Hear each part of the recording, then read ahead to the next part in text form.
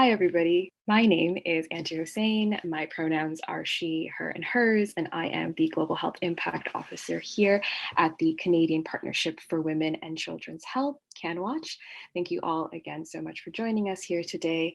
I would like to welcome you all to this space, and I know many of you are joining from different locations today, many of you in the comfort of your home.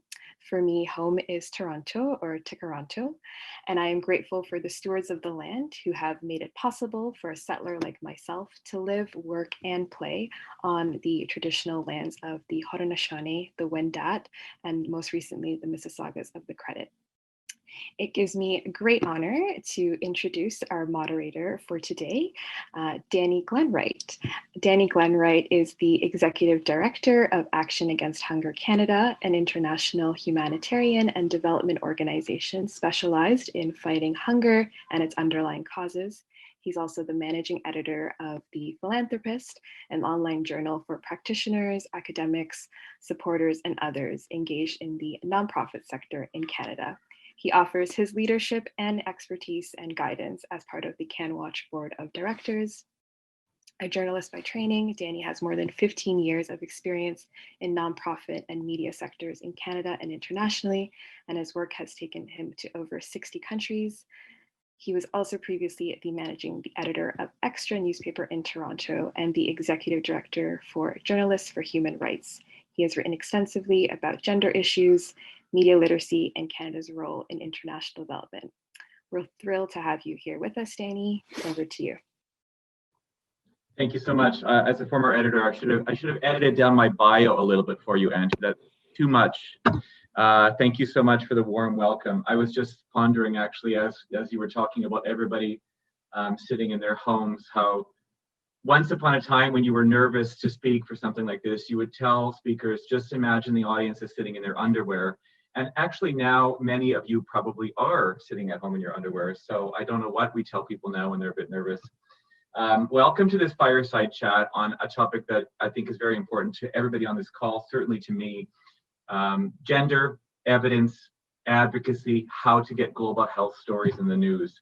We're calling it a fireside chat, but I didn't have a fire behind me, so I put the Action Against Hunger logo, but I hope some of you might be sitting in front of your fires at home.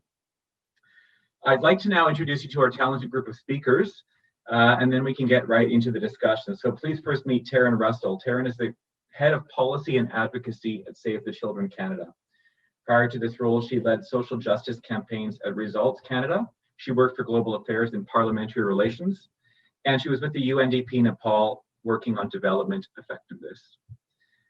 I'd also like you to meet my friend and former colleague at JHR, Mustapha Dumbuya, who is a Sierra Leonean journalist and a media trainer. He currently works on a project that seeks to enhance better collaboration between media, government, and civil society in Kenya on issues that affect women and girls with Journalists for Human Rights. Mustapha worked for the BBC Media Action in Sierra Leone as a producer and as a community radio mentor and trainer. And during that time, in 2014 and 2015, he covered the Ebola outbreak in West Africa, which I will definitely be asking him a bit about today. Mustapha has, his work has appeared in the BBC, The Guardian, Interpress Service, and the New Internationalist. And finally, Jill Doctoroff is the Executive Director of the National Abortion Federation of Canada. Most of Jill's career has been in the nonprofit sector, where she's focused on sexual and reproductive health and rights. Before joining NAF Canada, Jill was the Canadian Director of the National Abortion Federation, and before that, she was Executive Director of the Elizabeth Bagshaw Clinic, which is a community-based facility that provides abortion care. Jill has also worked with Planned Parenthood and the Asian Society for the Intervention of AIDS. Setting the context, here we are today at a time talking about global health, where it certainly doesn't seem to be hard to get global health into the headlines. We're living in a pandemic, but it's also a time where we're actually looking aghast at headlines telling us that the Centers for Disease Control is taking down information and public health guidance and questioning what they've been posting. So we're living in an interesting time, and I think we'll hear today that because of the goings on in the world, data, good storytelling, evidence, people-centered approaches to storytelling and advocacy are more important than ever, and we want to hear about that today. Just to tell you that this talk today is happening in the context of the 3rd Annual Gender Equality Week, which runs from the 20th to the 26th of September. The aim of the week is to raise awareness about gender equality, as well as the contributions of organizations like those on the call and all others working across Canada to raise awareness about gender equality, and also to keep the fight up to continue to address gender equality gaps in the fight to attain gender equality, both here in Canada and all around the world. Gender Equality Week is the result of the passing of Bill C-309, the Gender Equality Week Act in 2018.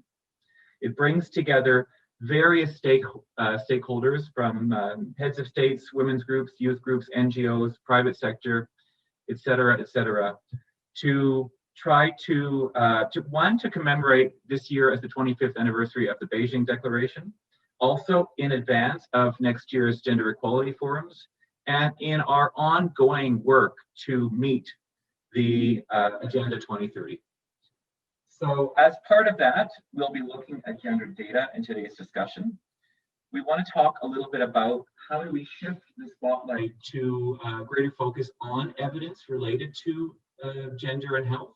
I should say that we are interchanging the words data and evidence. I will also probably say data and data. I tend to say them both. I don't have a preference, it seems. In my practicing for this event, I was coming out with both of them.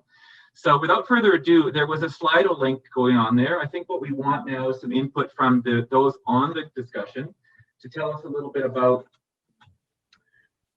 for you, what's an essential ingredient of storytelling? Did I get that right, Antu? Yeah, so we'd love to hear from the participants a little bit and just throw the question back to you all today. There is a Slido link. It's a crowdsourcing poll that we'd love for you to check in on the chat box. It'll directly take you to a web browser. And essentially the question at hand is, what are the essential ingredients for good storytelling? Once you're on the Slido link and you're able to see it, please enter any words that come to mind, and I'll automatically see a word cloud that'll generate. And so with that, I'll give you a few minutes. All right, so you all should be entering away as to what words you're finding, and I'm really excited to show you what we are seeing here today. Are you all seeing my screen there and seeing the generous word cloud? We all see it, and I see people, voice, language, relationships all factoring large, compelling visual, person-centered, passion, humanity, all words that are coming up here, a relatable characters, things that we're going to talk about definitely today, a hook, knowledge of audience. We can end it here, Antu. These people know what makes a good story. They know what they're doing. We're done. Well, I guess what that means is we can just really dig into these issues quite deep. Awesome. Because these are all, in my opinion, very excellent, an excellent start. I'll stop sharing then. Thank you. Good. So with that, I think those are all words we will use again and again today. I want to go to the panel, and I want to just open up to all of you first to start off a little bit with, COVID aside, we are living in a world where it's harder than ever, I think, to get journalists to be focusing on health stories. To get the public interested in health stories, and to get the evidence that some of our organizations are generating into those stories. So I'd like to know from you, how you think we can develop a sustained interest in stories around women's health, global health issues. Taryn, let me start with you. Sure. Hi, everyone. I did get the memo, so I'm sitting in front of a fireplace, although it does not work. It's there in spirit. Thanks so much for having me on the panel. I'm really excited to dive into this. I thought that word cloud was fantastic and agree that it takes away a lot of the work for us because we can just refer to it. So I'm here in the capacity of an advocate. For those, I'm sure many of you are very familiar with advocacy, but very simply, if you're new to it, it just means trying to make change happen. You're trying to change a policy, you're trying to change a funding decision, you're trying to make awareness. Hopefully it's a progressive and a good change that you're trying to accomplish, but that's what we do as advocates. And so coming from the angle around storytelling, can be a fantastic way to educate your audience in order to get them to take action. Because ultimately, as an advocate, you want people to become aware, you want them to become inspired, but then you also want them to take action on the issue that you're trying to raise awareness on. So speaking from a lens of how do you educate people, and that can be the public, it can also be journalists, it can be decision makers on an issue, we know that storytelling is one of the good ways to do that. There's a few kind of reflections on that we've had a lot of success in advocacy, and I think that our current situation with COVID-19 can help drive a little bit. And one of those is just one of the most important elements of storytelling is having people see themselves within the story, and I think relating the local to global, so that shared experience. Although the pandemic is having such a humongous impact on all of our lives around the world, is impacting different people in different ways, and we've seen a lot of the inequality that comes, there is a relational aspect there, and that's a way that we can elevate the experience of others that people back in Canada or in your own country context may relate to more. I think the other element of that is sustained storytelling is also showing them the impact of what has happened and successes along the way. So when you're engaging people on an issue and you keep bombarding them with kind of, here's the negative, here's the negative, here's the negative, you also want to show the change that is happening, for better or worse, and how that issue is progressing and the actions that are taking to stop it. And hopefully as people become more educated on the issue that you're trying to engage them on, they become more confident in taking action. And that's where you can help direct them in a way that they say, hey, I've been reading about this education crisis that's happening globally. I really feel like I understand the issue now. And then you can kind of lead them along, okay, hey, maybe would you be comfortable, reaching out to your decision maker? Would you be comfortable tweeting about this? So I think storytelling, particularly in the media, is just a great way to start engaging people on the road to take an action for issues and having an impact. Mustapha, turning to you, when in the stories that you tell as a journalist, but also when you speak to journalists that you're training, what do you say to guide them in terms of keeping a health story in the news and keeping interest sustained on it? Thank you, Danny, for that. I think the way I approach stories as a journalist, it's always to look at it from a human perspective. It doesn't matter the situation, doesn't matter what happened. It could be on education, it could be on health, it could be on the pandemic that we're dealing with right now, but it's always humans that are at the center of all what is going on. So what I always try to work on is to tell journalists, we have a lot going on in our world right now. People have a lot of personal things to deal with. There's a lot of information that they're inundated with. So how do we approach the story? How do we tell a story to ensure that we sustain people's interest in this, to make sure that people want to know more about this? And I think already the previous speaker, Gil, already talked about this, about showing a change. So to me, always all about telling journalists, okay, so what is new in what we're dealing with right now? What is new? Has there been a stark change to the situation? And has the data changed? Last year it was like this, and this is like it has changed. But also sometimes we just play with data, and even journalists as well get overwhelmed with it because we don't have a shortage of data. There is data everywhere. I think the biggest challenge is, and the biggest challenge is, how do we gather this data? How do we process this data? And how do we present this data? I think that's where the challenge. That's where the challenge is, because we can't shy away that some of the journalists that also harvest this data are not data savvy. It requires it requires skills to be able to share this data, to be able to present this data to your audience. And that also comes to mind when I speak to journalists about who to define the audience. Who are we telling the story to? Who do we want to tune in to this? So I think, to me, these are questions that, for every time that I approach a news story, that I collaborate on a news story, I have to try to ponder about, why am I doing this? Why should anyone care? Of course, how do we get people to care about this? And I could go on probably as we progress with the conversation to talk about more specific stories, to examples of how we've gone about approaching telling those stories in order to get people to be interested in them. To, someone talk about the hook, someone talk about, relating the stories to people's experiences in other parts of the world, in other communities. Yeah. Great, thank you. We definitely will come back to that topic. Jill, I imagine there's plenty of data on the subject that you advocate for. It's just choosing the right ones or choosing the data that's going to bring in new eyes. Tell us your perspective on this. Yeah, so thanks to you both for really hitting some really important key parts. So to build on what you were both saying, I think one of the things that we try to do is we try to either look for or create opportunities. People tend to be, sentimental or nostalgic. So sometimes trying to tie the issues to a specific event. And there's so many different, dates that we can, have an anniversary celebration or different dates that are, the International Day of many things. So an opportunity to link the story to something that people can identify with. Something that I found helpful. Great, thank you. Just moving on to sort of a specific discussion around gender data. This has been a big topic recently in recent years with the launch of the Feminist International Assistance Policy at the Canadian government level. We're talking more, even yesterday in the throne speech, around sort of a feminist approach to recovery from COVID-19.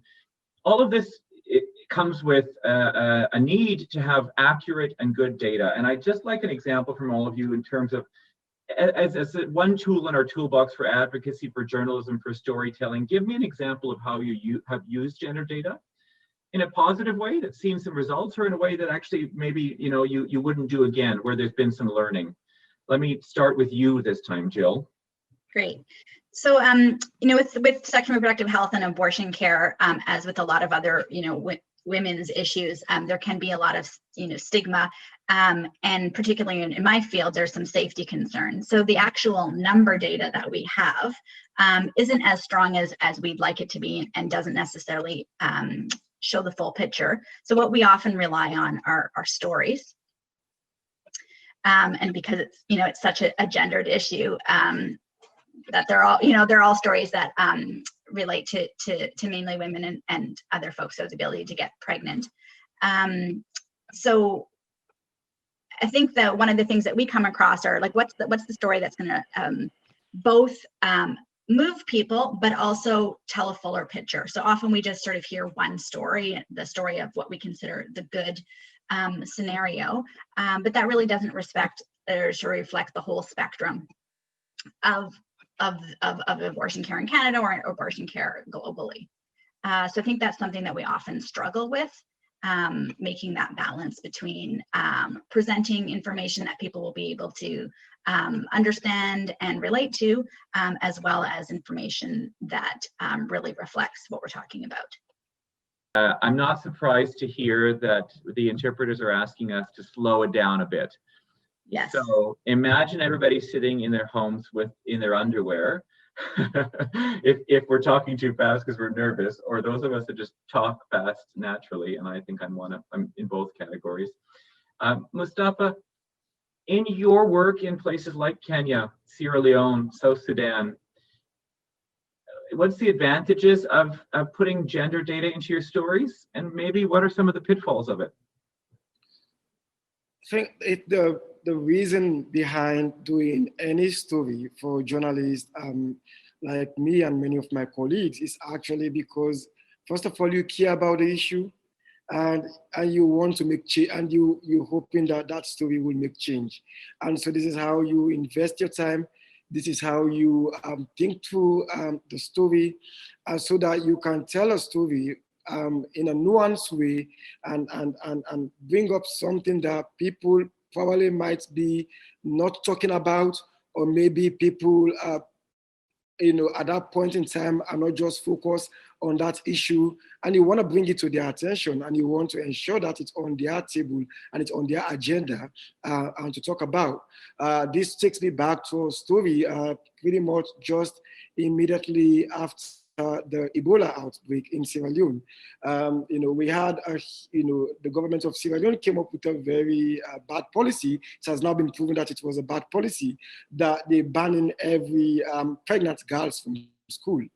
So the government's policy was pregnant girls are not allowed, we are not allowed back to sit in school. And it was quite a very emotional and sensitive issue to deal with at that time, because you find moralists who will, sadly support the side of the government. So it's about a huge debate. So what I did then for a story for, it's News Deeply then, it's a publication called News Deeply. And was to report on the story, and not just to look at the government's and new policy, but to go beyond that, to look at the implications, the ramifications of that policy. What will it mean to girls' education? What will it mean? Because education is not just any other thing, it's a right. It's a human right, it's a fundamental human right. So irrespective of whether someone is pregnant or not, the treaties, the conventions, the constitution does not put any, so first of all, the government was violating a right. But also to just go beyond that, to also look at access to reproductive health services, contraceptions, because most of these pregnancies happened during the Ebola outbreak. So it's an outcome of the Ebola. Girls were home, they didn't have access, they were not going to school, and they were idle, and they're very young and active at that age. They're just like figuring out what to do. So sadly, a lot of them ended up getting pregnant. So banning them from not going to school, it's like a double punishment, or it's like a double punishment already. So we reported on this, and it's also grabbed a lot of attention. It's grabbed a lot of discussion, and pretty much advocacy organizations. And this will take me again to maybe something we could talk about later. How do journalists collaborate with CSOs and people who do advocacy? Because generally journalists might know to advocate. What we do is we tell the stories, but then people who do advocacy could pick that story and run with it. It could do something else to them. So basically, Amnesty International started a campaign on this issue. And then this campaign, like other local CSOs as well, pick it up.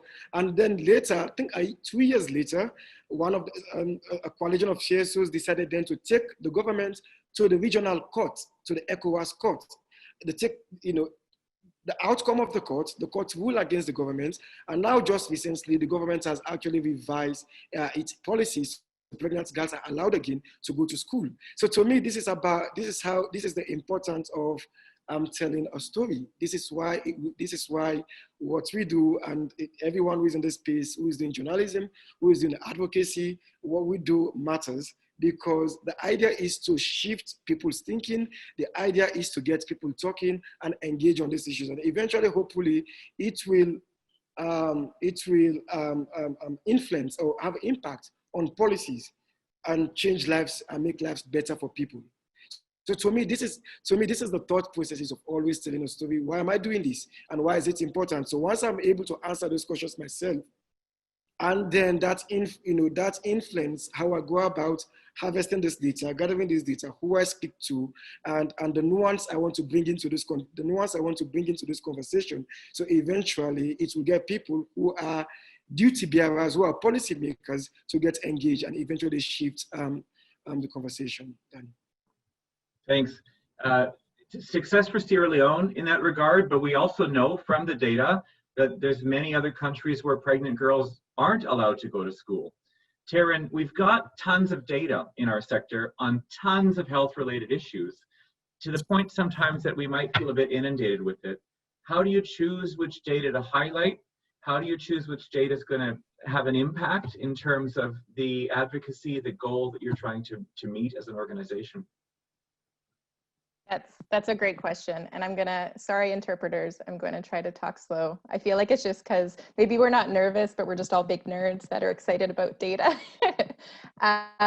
But to your question, I think it's ironic, really. Like, we have huge data gaps in terms of gender still globally. You look at the Sustainable Development Goals of over 200 indicators. I think it's only about 27% that we're actually able to get the gender data we need, which is incredible. But yet, as an advocate, I often feel inundated by information.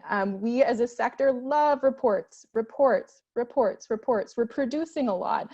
But I think the biggest gap there is we could be a lot more strategic about how we're targeting the evidence that we're getting. So I think that's the first thing is we found, say you found some really great evidence that you think makes a compelling case for a policy change, girls' education, for example. We can do a better job of taking that and targeting it to different stakeholders. So the public might engage in a very different way with some of the information than what you would want to build a case for a decision maker, for example. So I think that's one thing. We need to be more concise. We love long reports and a lot of information, and that can be great if you're writing a very specific programming report to a funder that has a lot of qualifications and the data they want.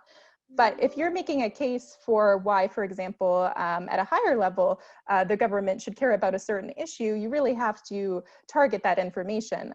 Things like little lessons like a one-pager with visuals is really all a decision maker is going to have time to read. And that also means like CEOs, it means, members of parliament, it means journalists, even. Like, you want to get to the point of the issue. So I think that's a big thing. And your key messages. And maybe just a little bit of an example to the last question as well is, like, I think the power that data can give you in your toolkit as an advocate, if you can go in and you have the right data that you think that person is going to relate to, then you can it helps you build a case. In terms of girls' education, a couple years ago, Canada was hosting the G7.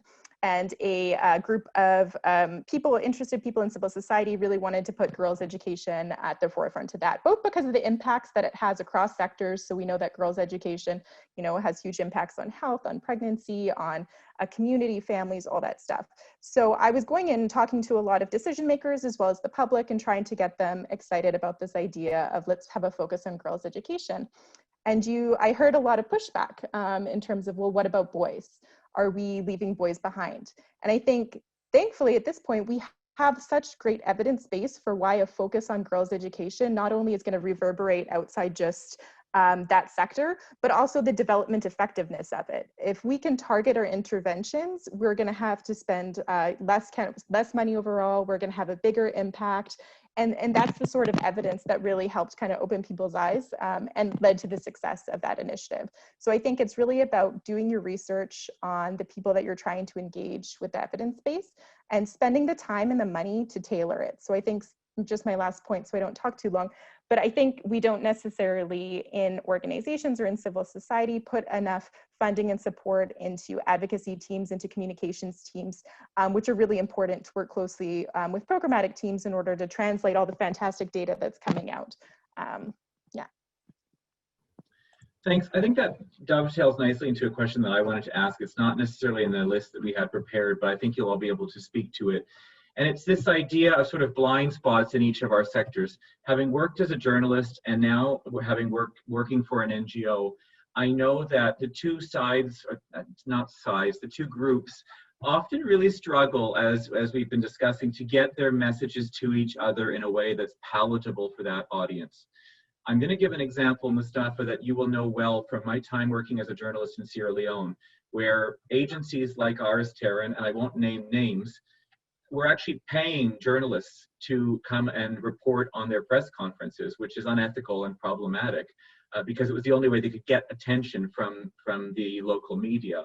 On the other side, we also know that sometimes journalists are driven by sort of the salacious headlines and the information coming out of our NGOs doesn't automatically appeal to them in the way we provide it. We talk in our own sector jargon.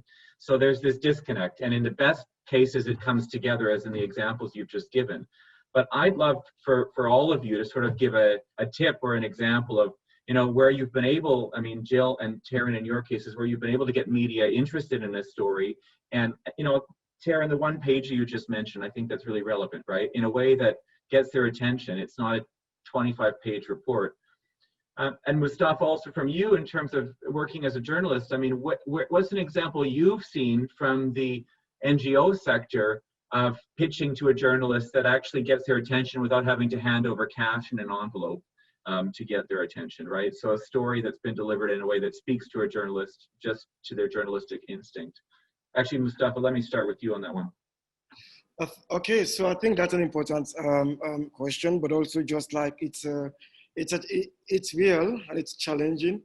And I think what happened is journalists mostly sometimes kind of approach the CSOs or the NGOs as pretty much trying to get their attention. It's public relations.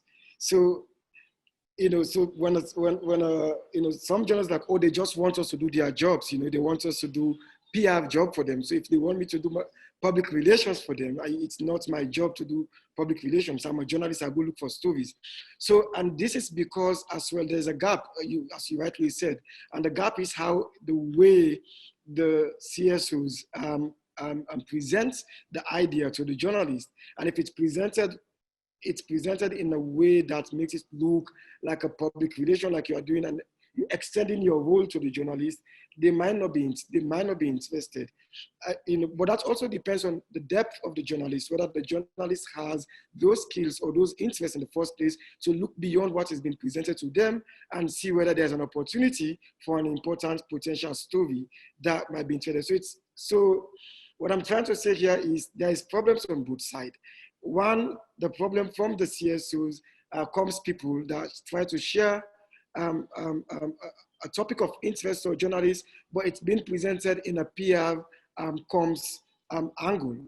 And the second point is the journalists who really do not pay much attention beyond what has been presented to look for an opportunity for a story that will be interesting to their audience. So how do we bridge this? And I will talk about this from my experience working in South Sudan.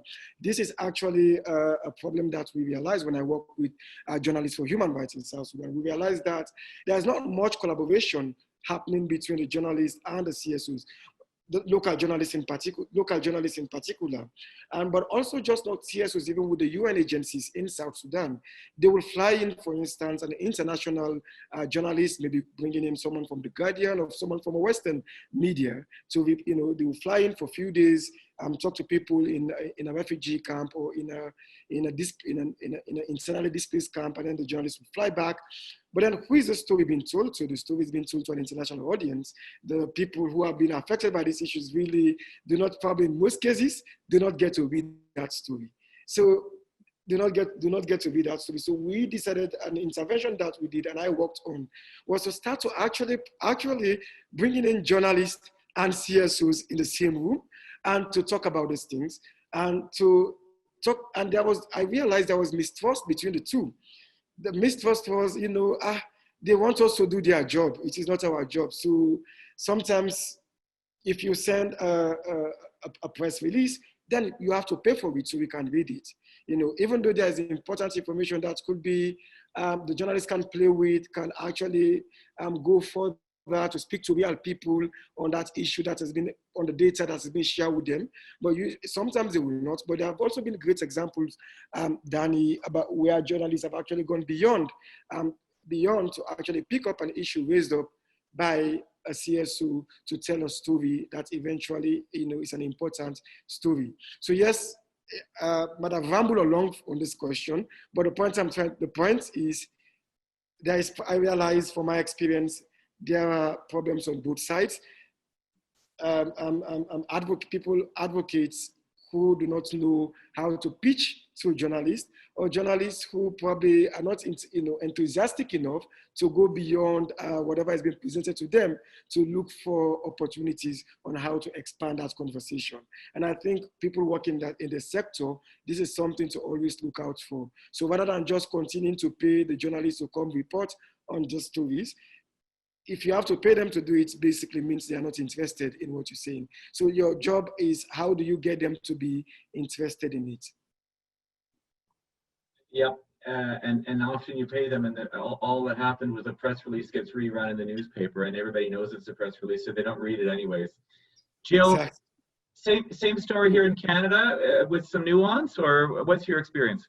Yeah, I think what I see from the media is civil society is good at, responding to media requests. They're identified as experts, and we see them being quoted in different stories, responding to an event. But I think one of the things that we could get better at, Taryn had mentioned, is devoting more time and energy to look for opportunities. So we have a great example that we were able to take advantage of this year. So May of this year was the 50th anniversary of the abortion caravan, looking for safe and accessible abortion care in Canada. So we wanted to highlight what's happening now and what some of the ongoing challenges around people needing this care are. So we were able to put an op-ed together. I worked with Action Canada for Sexual Health and Rights and co-wrote an op-ed with them. And then we fished it, or sort of sent it out to some different media contacts that we have, putting it together with this 50th anniversary. And I think that's why we were successful. We were able to sort of match it. There was a hook there and there was an interest. I had another experience later in the year where, hoping to get a story out, we were anecdotally hearing that there was a lower demand in some parts of Canada for abortion care, and there was concerns that they were also matching with areas that were more impacted by COVID, and we were concerned that people might not have been aware that facilities were still available and that the precautions were being taken, that it was safe to access abortion care. So we tried to put that story out to some different media contacts, and none of you saw it because we weren't successful. And I think it's also need to considering what else is happening in the world, and is there a way that we can package our information that makes it maybe linked to something else that's happening, or also that can show the journalists that it's really important, it can compete with other stories. I wasn't able to do that, but it's definitely something that we're constantly thinking about, and developing those contacts with media who are interested in getting fuller stories. I think the message is there's no silver bullet here. I mean, even as a former journalist and now running an NGO, I try to try new things all the time, because you just never know what's going to get the attention. But Taryn, in your work, what's worked for you or hasn't? Yeah, I mean, it's tough. I think maybe in terms of like coming at it from like a proactive way, I think sometimes as a sector too, we shoot really high and put all, we might say the Globe and Mail or the Star are kind of the only venues that we want to see our issues. But there is, I do think, a lot of impact and opportunity, whether it's community newspapers, if our goal is engaging Canadians, right? Is it encouraging our supporters to write letters to the editor, opinion pieces that we might find an easier time to place? So I think we could do both. We could both build better relationships with journalists, as Mustapha was saying. I think sometimes we don't have capacity in organizations. Like media engagement is a very specific skill set that's not necessarily the first thing that gets funded because of priorities. But then also I do think we can think creatively, like from a public engagement perspective, but also with decision makers. We know like ministers, they all the letters to the editor on their issues are collated up and they read them. So there's little things we can be doing too, and not just thinking of engaging media as a very high level thing. I think one of the interesting aspects too is it's easier to get place negative stories than positive. And as a development practitioner, there are, in terms of you're trying to tell the story, but you don't want to always be telling a one-sided kind of negative story. So how do you balance that people react or get engaged when sometimes a story has a little bit more of a negative spin than a positive one, even if good things are happening? Like it's very hard to place a positive news story. So that's another kind of tension that I find sometimes as an advocate. For sure. You mentioned community. Go ahead, Jill. Sorry, can I just build on something that Taryn said? I think that's a really important point, because our only audiences aren't the media. And if there's constantly negative stories that are being put out there, then it doesn't really reflect the issue and our issues in the way that we really think they should be.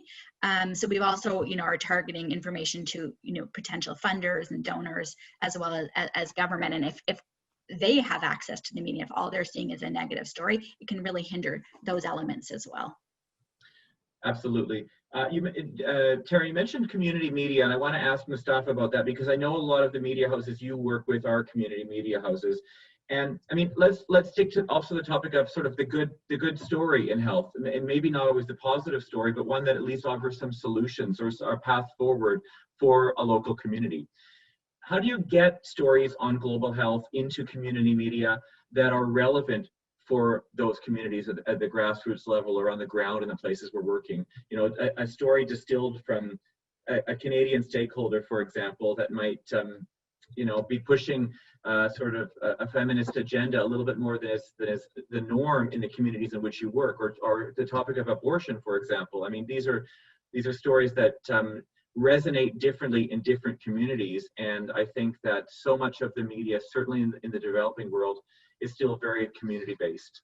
So Mustapha, tell us about your experience with that in terms of global health stories on women's rights. Yeah, I mean, it's something that usually happens. I think the most important word I would use in this case is contextualization. It's about, you know, different issues affects people differently, depends on what part of the world or what community you find yourself. So I think the role of the journalist, and that's something I will constantly ask myself, how do we make this relevant to reflect the lived experience of people that we're talking to. And it could be, it could be issues on, it could be issues on, women's participation in politics, for instance. It can be issues around abortion. I've worked with Catholic radio stations, for instance, where, we all know the stance of certain religious bodies on certain topics. And so how do you, for instance, get content that will be something that they don't want on their own platform? And so without showing to, because I remember having a conversation with one of the partners that we work with, and we wanted to talk about abortion in one of the radio stations, which is actually owned by the Catholic Church. And, the station manager was like, I'm scared about, I might lose my job if we go ahead with this. It's a community radio, but then it's owned by the church. And I was like, well, it's owned by the church, but also the church, the church says it's a community radio, so legally registered as a community radio. So because it is not paying certain taxes, that if the government has waived taxes from it to pay certain taxes because it's identified as a community radio. So we can have these conversations here, but also we're not having this conversation. This is also the important part. We're not coming to this radio to tell people go out and do abortions, right? It's the way we approach the topic as well. We're saying what are the implications of not having a system that allows this. And especially in the context of this country, which is a war country, we know there's a lot of rape, we know there's a lot of violence and abuse against women, and we've seen it in the communities. So I think it's about contextualizing into people's own lived experience. So you're not speaking from an empty place. You're not importing different. They cannot accuse you of importing different ideas into their own lived experiences. No, this is an experience that they live. This is, someone has a sister or a family relative, a friend who has tried to do abortion from the back door and lost their lives to it because it's criminalized, because it's not allowed to, they are not allowed to go through proper channels because they will be arrested for doing so. So speaking to people about it, touching, the emotional aspect of it, showing them that because we don't have this is the data, this is the information, and we don't even have correct data because no one is actually able to capture this because most people go behind the back door to do this.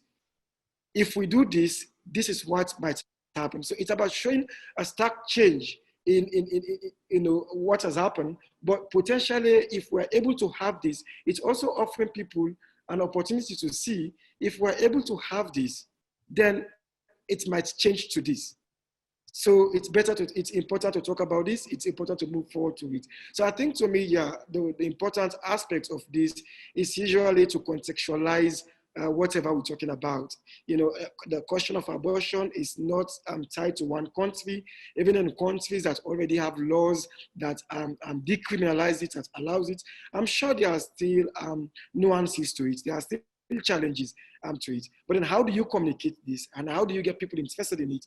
Because you want to show how it affects them, and you also want to show that they actually have power to change it. Great, thanks. You spoke about the emotional aspect in the local context, but I found a workaround is often always the economic context. So, I mean, unfortunately, to look at how an issue, a health issue affects the economy of a community or a country is often the way in to a conversation. Jill, a moment ago, you also mentioned media is not the only stakeholders when we're talking about advocacy. Can you talk about some of the other stakeholders that are important in the context of your work and the ways that you reach them? Definitely. I mean, I think some of the ways that we do reach them is through media, but we also reach them through, you know, awareness campaigns. And one of the things that we're trying to reach out is just the general public.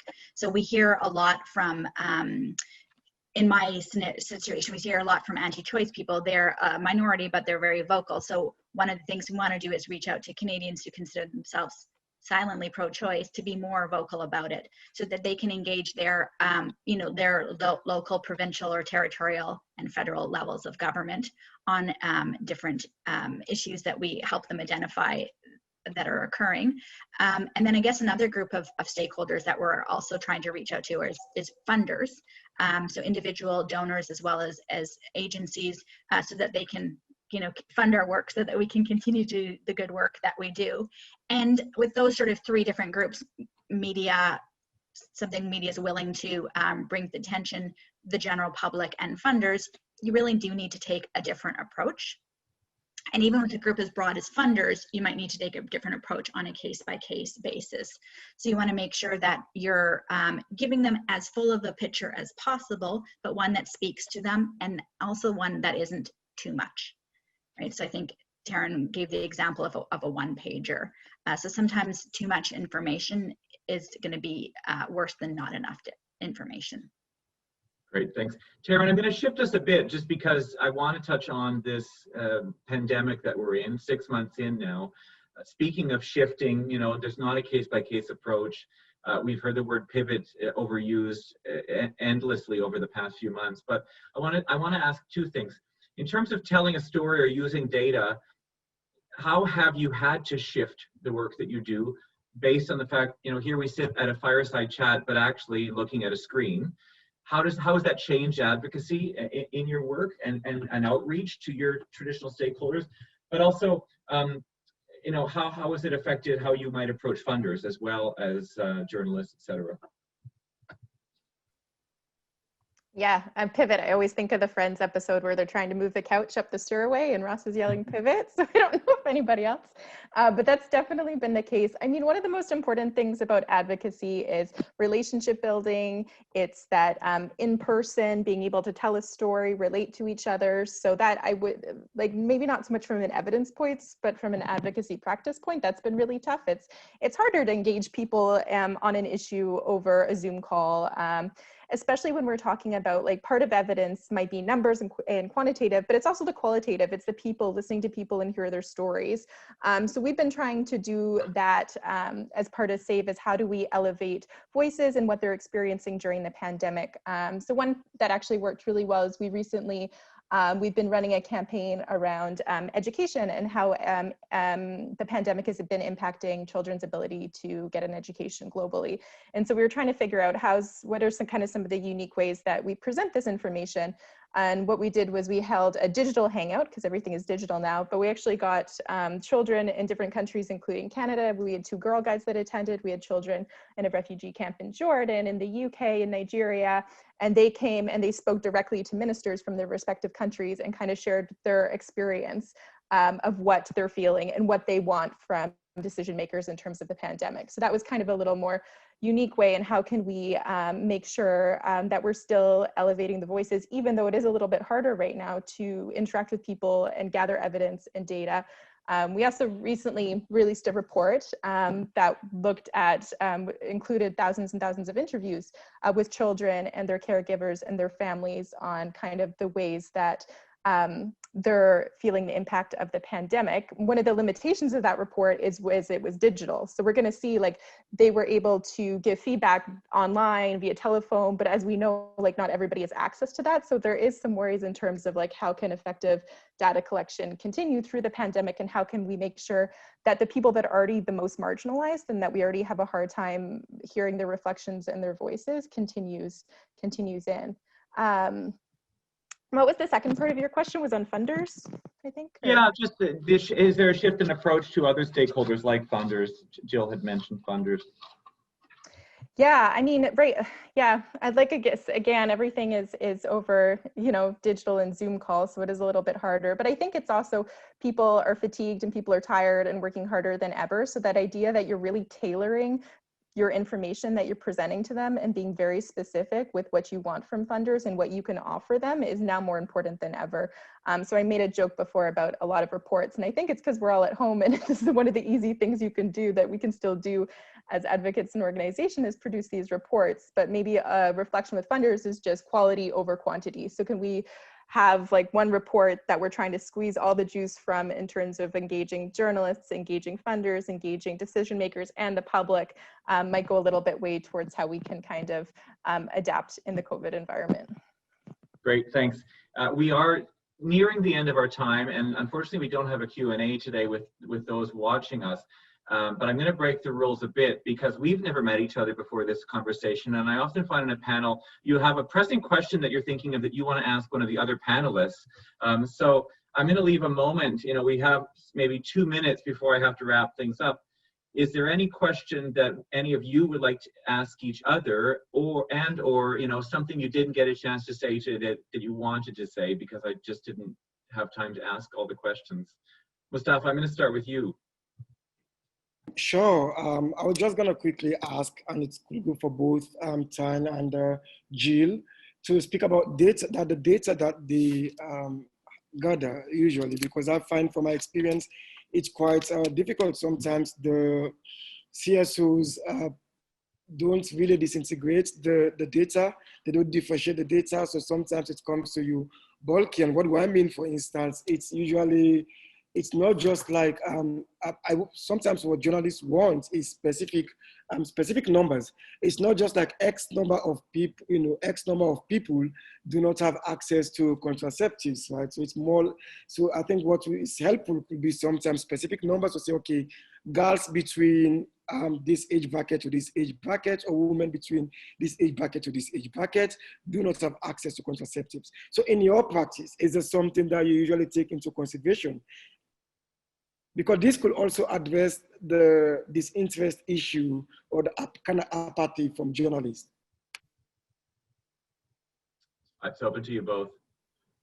Sure, I'll jump in. I think one of the things that can be challenging for us is trying to find really good data around abortion care.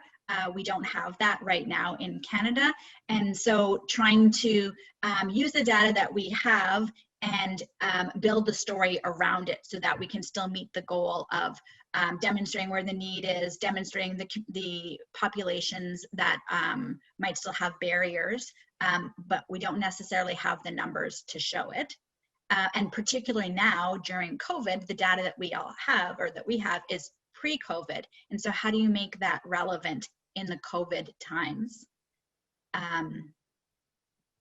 Which will build on the question I have. But.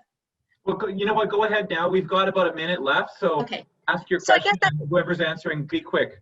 Yeah, so I guess that's sort of my question is, so right now there's so much focus on COVID and feels like there's competition with funders and with people's attention. If it's not focused to COVID, what do you do? And I just wonder if there's ways that you either of you have taken other issues and been able to use whatever data you have to make them relevant in the time of COVID.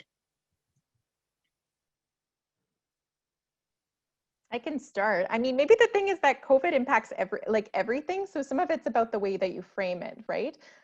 So in terms of like like we talk a lot about kind of the direct impacts of COVID, or how do we address it, whether that's, you know, the conversations around vaccines. But in terms of secondary impacts of COVID, like the more that we're hearing is that it really is impacting, you know, health, nutrition, education, gender-based violence, like it's having reverberating impacts. So with funders, I'm not sure, I think there's like a way to frame it, but I agree on terms of like the data gaps that gets complicated. Like we did kind of try to do the qualitative analysis of what's happening.